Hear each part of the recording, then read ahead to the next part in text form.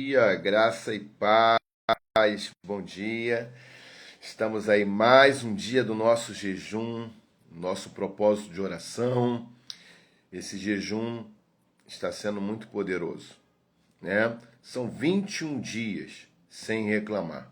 21 dias sem reclamar. Então, está sendo desafiador e muitos estão estabelecendo a cultura da honra, né? Bom dia, Alex, graça e paz, que Deus abençoe o seu dia, o seu trabalho, que seja um dia de muito favor de Deus sobre a sua vida. A Adriana Ferreira também está conosco nessa manhã, glória a Deus por isso. Que bênção estarmos aqui, mais um dia poderoso da parte de Deus. Que no final eu vou estar orando pelo seu pedido pessoal, que está aí no seu cartão, e nós vamos orar por pedido de alguns irmãos que enviou para a gente o seu pedido, estão acompanhando e nós vamos orar por eles, tá? Então estamos aí no 9º dia, tá? Hoje nós vamos falar sobre os 9 nunca voltaram. Os 9 nunca voltaram. Poderoso isso. Já já vamos compartilhar isso com você. Já vai convidando aí, mandando um convite para os amigos, irmãos, familiares. Bom dia, irmã Sônia, graça e paz. Então, vai convidando aí que eu vou convidar.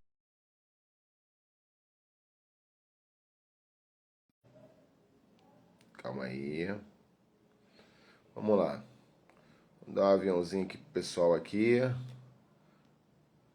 Isso. Tem gente dormindo. Vamos ver quem tá dormindo agora. Vamos chamar aqui agora. Isso. Isso aqui. Vamos lá. Foi? Já foi o convite. Glória a Deus. Então, gente, vamos começar aqui orando, né? Enquanto os irmãos vão entrando, amigos vão entrando, eu quero orar, agradecer a Deus por esse dia que Ele fez. Amém? Pai, em nome de Jesus, eu quero te agradecer por esse dia, por esse tempo maravilhoso de compartilhar a Tua palavra, compartilhar os ensinos do Senhor Jesus nesse tempo. Nós estamos estabelecendo a cultura da honra, pois a honra faz parte do Teu reino, não foi criado por homens, mas foi criado no céu. Então, meu Pai, em nome de Jesus, nós queremos viver o céu na terra. E para isso nós temos que estabelecer a cultura da honra. Senhor, abençoa os irmãos que já estão aqui, meu Pai, nessa live, aqueles que vão assistir, porque estão a caminho do trabalho ou já estão trabalhando. Seja com cada um deles, ó Pai. Eu oro, abençoe suas famílias, abençoe o trabalho, dá saúde, proteção. É que eu te peço, no nome poderoso de Jesus. Amém e amém. Então vamos aqui meditar um pouco na palavra de Deus. Bom dia, Dilma, graça e paz, Adriana Márcia, que bênção, shalom, shalom, né? Shalom, paz do Senhor, né? Eu recebo o shalom de Deus sobre a minha vida. Vamos lá, nós vamos falar hoje sobre os 9 nunca voltaram. Os 9 nunca voltaram. Baseado naquele texto dos 10 leprosos, em que, ao ver Jesus, começa a clamar o Senhor Jesus, né, para que pudessem receber a cura. E, imediatamente, o Senhor Jesus não negou. E Jesus ali, ele fala, olha, vão, que vocês já estão curados. E eles foram. E ao caminho, todos foram curados. E só um, que ao perceber que estava curado, voltou para agradecer. E os 9 nunca voltaram para agradecer. E isso acontece até os dias de hoje. Então, veja, dentro desse texto, dentro dessa história do Senhor Jesus, nos mostra que o silêncio é um sinal de ingratidão. Quando você fica em silêncio de algo que você poderia falar para alguém, honrar alguém, e não falou, isso também é ingratidão, tá? Porque a ingratidão raramente se manifesta como uma afronta barulhenta ou um insulto direto. A maioria das vezes ela apenas segue o caminho do silêncio, como os 9 leprosos, que foram curados e manteram o silêncio e não voltaram para agradecer. Então, é preciso ver também que a dor e a necessidade extrema dão voz às pessoas e geram uma aproximação temporária. No entanto, após receber o que precisavam, muitas pessoas perdem o caminho de volta. O que é isso? Tem pessoas que têm suas necessidades, elas vão em busca do Senhor por um determinado momento, mas quando ela é beneficiada naquilo que ela recebeu, ela perde, ela volta, ela sai do caminho, ela não permanece, ela retrocede, ela volta ao passado. Então, são atitudes da ingratidão. Enquanto a necessidade produz proximidade física e busca, o recebimento do benefício revela a real distância que existia no coração. Então tem pessoas que ela busca Deus por aquilo que Deus pode oferecer para ela. Ontem eu estava vendo um testemunho de um pastor que ele contou que na sua conversão ele era ministrado ali no culto que o Senhor ia restituir o dobro do que ele perdeu. E ele permaneceu na igreja só por conta dessa palavra. Não por conta de Jesus, não por conta de ser transformado, não para ter uma mudança dentro dele, mas porque ele ficou preso na palavra em que tudo que ele perdeu, ele receberia em dobro. Então, se ele perdeu lá 1 milhão, ele ficou na cabeça assim, não, eu vou ficar aqui na igreja porque Deus vai me dar 2 milhões. Olha só que loucura. Olha a loucura. Olha o ensinamento que passaram para esse homem. E aí ele estava compartilhando isso. Por quê? Ele foi ensinado a buscar a Deus, a permanecer num ministério, somente para receber a sua restituição. Não por aquilo que o Senhor é na vida dele, não pela transformação, pela mudança de caráter, não. Então tem pessoas que ela busca o Senhor só para ter o benefício. Quando ela tem um benefício, ela vai embora. Ela faz campanha de 7 semanas. E aí Deus abençoa aquela pessoa, nunca mais ela volta. É igual aquela pessoa que faz a campanha da porta para o trabalho. E aí Deus abençoa com o trabalho, ela nunca volta para aquele lugar. Ela não volta para agradecer, ela nem contribui, naquele ministério onde as pessoas estavam ali orando, abençoando a vida dela. Então, esse tipo de atitude é ingratidão. Pessoas que só buscam o Senhor, que ela só busca estar numa congregação, num ministério ou numa célula com o intuito de querer algo. Eu digo que são as pessoas que estão olhando para as mãos do Senhor. Só que nós fomos chamados para estar aos pés do Senhor. Entendeu? Então, os 9 leprosos que não voltaram para agradecer representa essas pessoas que buscam o Senhor, se esforça até chegar ao Senhor, mas quando recebe do Senhor, abandona o Senhor. Volta para o seu caminho, volta o que fazia antes. Estou cansado de ver isso. Na minha vida de crente, na minha vida ministerial como pastor, quantas vezes eu já vi isso? Pessoas pediam oração por algo, Deus fazer, depois nunca mais voltar a falar, olha, Deus fez, nem para dar testemunho para a glória de Deus. Nem para dar testemunho que foi Deus que fez.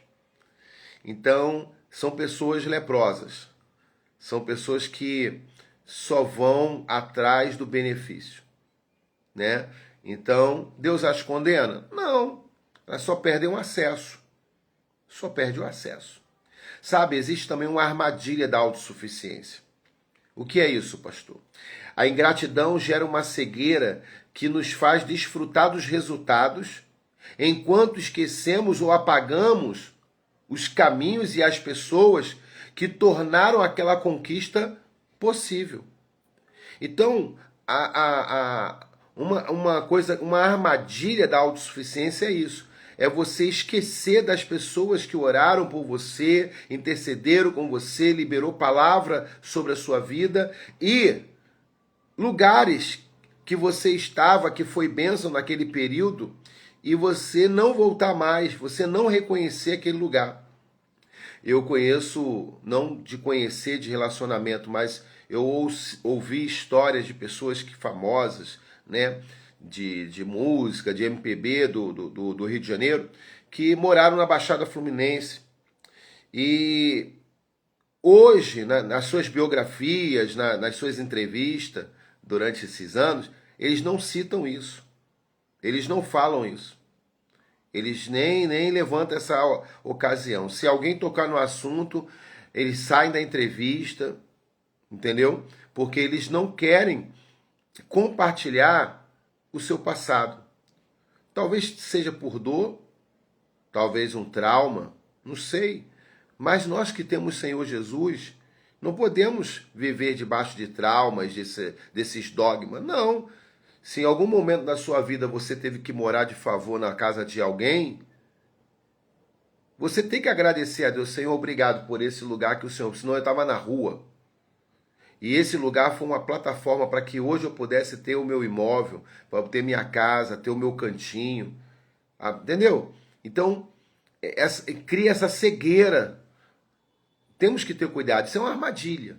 Sabe, na armadilha também da autossuficiência, porque tem pessoas que, para proteger o seu próprio orgulho, ela evita de admitir momentos de fragilidade e dependência. O ser humano tente a reescrever a sua história para parecer o único autor do sucesso. Então, a honra é para ele, a glória é para ele. Para proteger o seu orgulho, o que ele faz? Ele quer reescrever a sua história dizendo que ele é o autor. Não, porque foi eu que consegui, eu fiz isso, fiz aquilo. E quem é íntimo, quem é próximo, sabe que teve pessoas, entendeu? Que favoreceram aquele benefício. Dentro da armadilha da autossuficiência, é necessário compreender a graça divina, porque essa graça nos liberta da necessidade de aparecer. Quando você vive dentro da graça, quando você vive debaixo da graça de Deus, você não quer aparecer para os outros, você não quer like, você não quer seguidores. Você só quer que o Senhor Jesus cresça e você se diminua. Preste atenção no que eu vou dizer. Quando você está debaixo da graça de Deus, você não quer aparecer. Você está como João Batista, que Jesus cresça e que eu diminua. Que o evangelho seja pregado e a minha opinião não seja anunciada. Então, quando você tem esse tipo de comportamento, você está debaixo da graça. É quando você diz, é a vontade do Senhor e não a minha. Você está debaixo da graça. Então, estar debaixo da graça de Deus é justamente ter maturidade, de não ter vergonha de admitir que em algum momento você foi sustentada por alguém. Debaixo da graça de Deus, você tem uma maturidade de reconhecer que você foi ensinado por alguém, que alguém te ensinou. Você precisa entender que debaixo da graça de Deus, divina de Deus, você também não tem vergonha de dizer que foi favorecida ao longo da sua vida por outras pessoas. Então, quando você vive, debaixo dessa dimensão da cultura da honra, porque a cultura da honra está dentro da graça de Deus, que faz parte do reino de Deus. Não podemos separar, é uma coisa só. Nós temos que entender que o Senhor Jesus veio anunciar o reino. O reino de Deus chegou. É isso que foi pregado. João Batista falava, o reino de Deus está por vir, arrependei-vos. Quando Jesus vem, o que ele fala? É ele, o Filho de Deus. Chegou o reino de Deus. Chegou o rei. Porque quando um rei chega, ele representa o seu reino. E todo reino tem honra.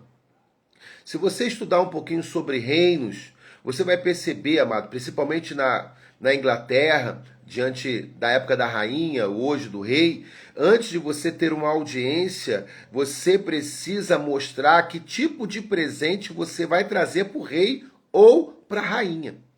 Se o rei e a rainha, ao ver o presente que você deu e ali ficarem admirados, você vai ter uma audiência com eles de apenas 10 minutos.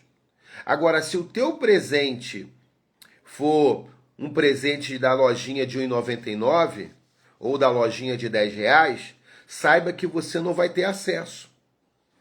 Não vai ter acesso. Não vai ter acesso. Porque você precisa dar um presente à altura do rei. Deu para você entender que não é fácil compreender, porque nós fomos criados dentro do pecado, e dentro desse pecado nós aprendemos a independência, de ser autossuficiente, eu não preciso de ninguém, de desejar a maioridade para poder fazer o que quer. Então esses ensinamentos foram inculcados por muitos anos na nossa mente, e agora quando entrega a vida para Cristo e você tem que depender do Senhor, ser guiado pelo Espírito Santo, não é mais a sua vontade, mas é a vontade dele. Já percebeu a crise que é? Mas pastor, isso não é possível, não é possível. É possível para aqueles que têm comunhão com o Espírito Santo. Sabe o que é interessante? É que ao final de muitos cultos, de muitas reuniões, é liberada a palavra apostólica, aonde fala sobre Deus, o Senhor Jesus, e aí tem uma parte que fala assim, e na comunhão com o Espírito Santo. Sabe, a pessoa sai do prédio, ela esquece do Espírito Santo. Ela passa a semana toda fazendo suas atividades, em nenhum momento ela fala com o Espírito Santo. Em nenhum momento ela ora ao Espírito Santo para dar a direção nas suas decisões. Para que ela deixe de tomar as decisões emocionais e tomar as decisões espirituais, direcionada pelo Espírito. Então veja, queridos, que é necessário tirar a autossuficiência. Existem também os impactos invisíveis da ausência. Assim como Jesus perguntou pelos 9 leprosos ausentes, as pessoas ao nosso redor percebem quando o seu esforço é tratado como invisível ou automático. Pais, cônjuges, líderes e voluntários sentem quando são procurados apenas para cumprir tarefas. Isso é um perigo. Isso é um perigo. Não podemos ter esse tipo de comportamento. Temos que ter um relacionamento intenso. Você conhece pessoas que há muito tempo não fala para você, mas quando liga para você ou te procura, você já sabe que quando ela te procura é para alguma coisa. Eu assim, isso acontece comigo, mas eu não tenho crise nenhuma. Né? Quando pessoas que estão há anos sem falar comigo e liga, eu já falo assim, o que você quer? O que eu posso te ajudar? Ah, eu estou precisando disso, tem como mandar para mim, não sei o que, o e-mail, papapá, não sei o que, do estudo tal. Mando, fico em paz com isso. E nunca mais. Aí vai passando meses, vai passando ano, passa tudo. Depois procura de novo. O que eu faço? Vou de novo. Não tem estresse. Não tem estresse com isso. Mas isso é perigoso. É perigoso. São pessoas que não sabem caminhar na honra. Elas só buscam alguém porque elas têm interesse. Né? São crianças que não cresceram. Né? Crianças que só buscam seus pais quando precisam de alguma coisa. Né? Então, isso é muito interessante. Como o ser humano precisa de Jesus. Cada dia que passa, a gente vai conhecendo o ser humano e fala assim, uau, quanto precisamos de Jesus. O quanto nós precisamos aprender com Jesus. Então, tratar a dedicação do outro como mera obrigação retira a beleza da generosidade e faz com que o serviço comece a parecer uma exploração. Quando você se relaciona com a pessoa só para pedir um trabalho dela, só para pedir uma tarefa dela ou para ter alguma informação, você está justamente cometendo um ato de exploração. Exploração. E isso não faz parte do reino de Deus. Quando nós somos rápidos para apontar falha, mas extremamente lentos e prudentes para elogiar. Criamos um ambiente pesado onde o bem é constantemente esquecido. Olha o perigo. Nós temos que estar atento mais para elogiar, mais para reconhecer o trabalho das pessoas, reconhecer o trabalho das pessoas de equipe de uma empresa, na sua casa, reconhecer a atividade de cada um. Isso é estabelecer honra. Isso é estabelecer a presença do próprio Deus.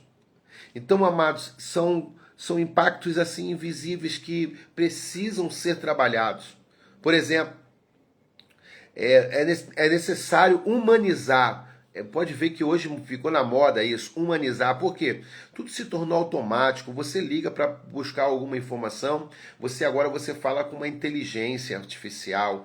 Cada empresa tem o nome da inteligência. Um é Bia, a outra foi... que eu estava vendo... Tem vários nomes foram dados a Bia de um banco, tem Sofia, eu vi agora de outra empresa, Mago. São inteligências artificiais que vão interagindo. Você quer saber alguma coisa, ela vai falando com você. Então, quer dizer, não tem mais aquele contato humano, sabe? As pessoas precisam entender que as pessoas não são máquinas. O ser humano está tão acostumado a se relacionar com a máquina, com o seu celular, que ele não expressa emoção, que vai estar tratando as pessoas assim também. A culpa é justamente do relacionamento com a tecnologia. As pessoas confundem a tecnologia com pessoas. Então, eles querem que o ser humano seja como um aparelho.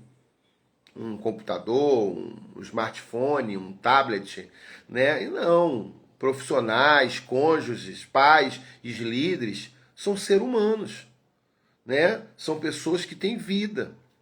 Precisa de cuidado, precisa ser percebido, precisa ter gratidão. Então nós precisamos humanizar mais os nossos relacionamentos, ser mais humano. Jesus demonstrou a sua humanidade chorando com quem choravam, se alegrando com quem estava alegre, se irava no momento que se tinha que se irar. Jesus era totalmente humano. Estava cansado, ia dormir, tinha fome, chorou. Então Jesus mostra que nós precisamos ser mais humanos, né? Não emocionais demais, mas seres humanos, que têm sentimento, que têm dores, que têm tudo, mas não anda pelas emoções. Não vive reclamando, mas usa a sua fé em Cristo Jesus para ultrapassar os obstáculos, para vencer o dia mau, para repreender a tempestade. Porque tudo isso faz parte da nossa maturidade, do nosso conhecimento de Deus. Sabe, eu fico muito impressionado quantas pessoas ignorantes. Ignorantes são pessoas que não têm informação. Quantas pessoas ignorantes no meio cristão por falta da palavra. Analfabetos de Bíblia. E tudo está escrito, amado. A Bíblia é um manual de vida. De vida. Vida com Deus, vida com princípios, vida com a promessa, vida com a transformação. Eu estava vendo ontem, para a gente terminar e orar, um ateu, não sei quantos viram isso, na Pleno News mostrou. Um ateu pegou a Bíblia e começou a ler a Bíblia e começou a se fingir de crente. Começou a estudar a Bíblia, ler a Bíblia e começar a orar, né? Quando a Bíblia falava sobre orar pelo Pai Nosso, ele começava a orar o Pai Nosso. A Bíblia falava sobre orar em línguas, ele começou a simular orar em línguas. Sabe o que aconteceu? Antes de fechar um mês que ele determinou, que ficaria um mês fingindo que era crente, ao 20º dia, olha como é que isso é interessante, ao 20º dia, ao 21º dia, ele confessa Jesus como Senhor. Ele se converte e começa a chorar diante da câmera, porque ele estava fazendo takes. Ele estava fazendo gravação para envergonhar os cristãos. Ele estava fazendo gravações para dizer que a Bíblia é mentirosa, que ela não tem poder nenhum sobre a vida de um ser humano. A surpresa foi que o Espírito Santo pegou ele. O Espírito Santo pegou ele, mostrou que ele é falho, mostrou que ele é pecador, mostrou que ele é um porco e que ele precisa de Jesus. Ele entrega a vida para Jesus, chora diante daquela gravação, entrega a vida a Deus, lendo a palavra. Muçulmanos, lendo a palavra, se converteram. Então, amados, o grande segredo é a palavra. A palavra de Deus tem poder. A palavra de Deus transforma a vida. A palavra de Deus traz cura. A palavra de Deus traz restauração. Amém? E é isso que vai acontecer na sua vida, em nome de Jesus. Você não precisa de nada, só tomar posse da palavra. Viver a palavra. Respirar a palavra. É isso. A palavra de Deus é essencial. É como beber água, é como respirar, é como o pão de cada dia.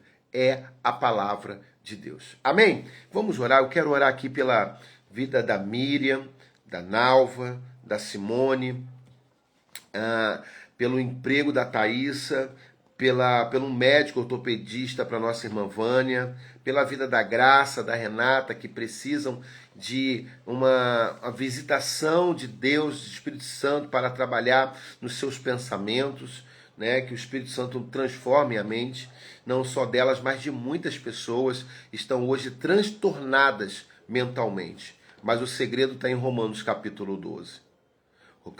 Romanos capítulo 12 diz: não se conformeis com esse mundo. Transformai-vos as vossas mentes. Como? Lendo a palavra, orando a palavra, confessando a palavra. Amém? Vamos orar. Senhor, muito obrigado. Eu quero te agradecer por essa palavra, Senhor Deus, dos novos não voltaram. Nós não seremos desse, meu Pai. Em nome de Jesus. Repreendemos agora em nome de Jesus. Nós seremos aqueles que vamos sempre voltar aos pés de Jesus para agradecer por tudo que Ele faz. Por tudo, meu Pai, pelo mínimo detalhe, pelo ar que nós respiramos, ó Pai, é motivo de gratidão. Coloco essas vidas em tuas mãos, a Miriam, a Nalva, a Thaísa, a Vânia, a Graça, a Renata, que o Senhor faça o sobrenatural na vida dessas mulheres, em nome de Jesus. Que o milagre alcance a casa, o trabalho, a família. Pai, em nome do Senhor Jesus, eu entrego essas vidas, ó Pai, entrego agora os pedidos delas, em nome do Senhor Jesus. Oro também, Pai, pelo pedido dos teus filhos que estão com cartão, meu Pai, do projeto 21 dias sem reclamar, estabelecendo a cultura da honra. Eu creio, meu Pai, que a honra vai visitar os lares, os trabalhos, Senhor, os ministérios, ó Pai, que eles desenvolvem. Ó Deus, em nome de Jesus, sê com a vida deles, ó Pai. Traz cura, traz restauração, traz poder. Espírito Santo de Deus, mostra a vontade do Pai aos teus filhos. Transforma a mente, meu Deus. Em nome de Jesus, cura os enfermos, ó Pai. Restaura o caído, meu Pai. Liberta, meu Pai, os que estão presos espiritualmente. Senhor, tira o desânimo, ó Pai, da vida dos teus filhos. Tira, meu Pai, a autossuficiência. Em nome de Jesus, remove o desejo, o espírito do orgulho, meu Pai, na vida dos teus filhos. Eu oro, meu Deus, e os abençoo no nome poderoso de Jesus Cristo. Amém e amém. Que Deus abençoe a sua vida, abençoe a sua família. Tenha um ótimo dia, em nome de Jesus. Não deixe de curtir, comentar e compartilhar esse vídeo com as pessoas que você conhece. Nós estamos também fazendo no YouTube, daqui a pouco vai estar no YouTube também, no canal lá Daniel Franklin Emuná, e você também pode assistir e compartilhar. E depois também será liberado o podcast também, lá no podcast Daniel Franklin Emuná, tem também essa palavra completa para que você possa ser edificado e edificada. Amém?